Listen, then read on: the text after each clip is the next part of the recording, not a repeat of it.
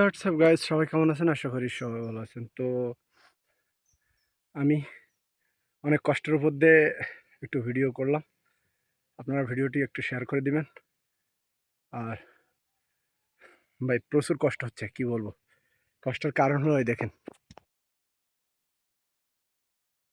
মানে এই যে সকালে ঘুম থেকে উঠে আমি গেছিলাম ধান ভাঙাইতে। তো অনেক দিন কষ্টের কাজ করি না, আজকে প্রথম। অনেক দিন পরে, বহুদিন পরে আজকে ধান ভাঙাইতে গেছিলাম। এই যে দেখেন, চারিদিকে খাল, বিল, পুকুর, নালা, মাঠ, আর এখান দিয়ে একটা রাস্তা, এই যে দেখতে পাচ্ছেন, এখান দিয়ে আমি গেছিলাম আপনার ধান ভাঙাইতে। তো অনেকদিন পর কাজ করতেছি, তো অনেক কষ্ট হচ্ছে। তো আপনারা সবাই ভিডিওটা একটু শেয়ার করে দিবেন।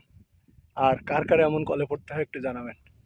আমি তো ভাই প্রচুর কষ্ট পাচ্ছি, মানে অনেক মোটা হয়ে গেছে, তো ফ্যাট হয়ে গেছে, তো এই জন্য করে এত পরিমাণ কষ্ট পাচ্ছি। দেখতে পাচ্ছেন যে মুখের অবস্থা কি, গায়ের অবস্থা কি। মানে আমি প্রচুর একটা কষ্টের মধ্যে আছি, মানে দম লেগে যাচ্ছে, এমন একটা পর্যায়ে চলে গেছে। মানে এরা এমন কাজ অনেকদিন করি না, আজকে অনেকদিন পরে আজকে আসলাম। আমার আব্বা, মানে আমার আব্বুজান হলো চাষাবাদ করে, তো সেখানে সার দিতে গেছে জমিতে ভুইতে। আর আমি আসছি ধান ভাঙাইতে। তো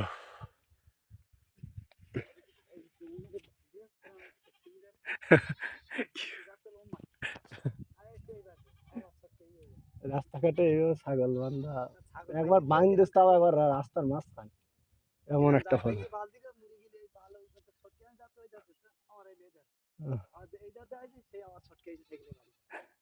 কি বলবো, আমি তো এসেছি তো ছাগলের এক পার্টে, সাইকেল গেছে আর এক পার্টে আমি। ও, ছাগল যাবে তোমার সাথে, বুঝেছ?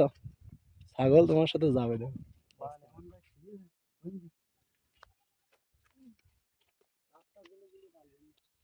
তো দেখেন, এই যে রাস্তায় এই ছাগলগুলো বাঁধা আছে, সাইকেল নিয়ে যাইতে গেলে অনেক কষ্ট, ঝামেলা হচ্ছে।